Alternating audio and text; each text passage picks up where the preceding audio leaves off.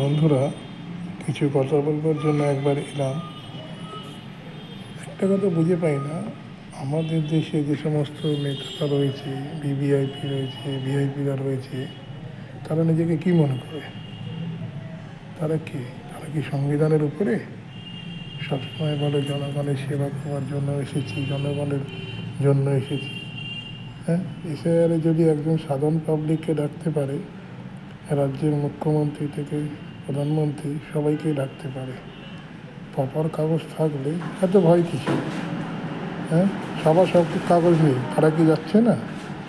নাকি আপনারা নেতা মন্ত্রী এমএলএ এমপি হয়ে গেলে নিজেদের কি না কি মনে করেন? কালকে দিল্লিতে কয়েকজন এমপিকে চ্যাংদোলা করে নিয়ে যাওয়া হয়েছে, তাদের গণতন্ত্র বিপন্ন।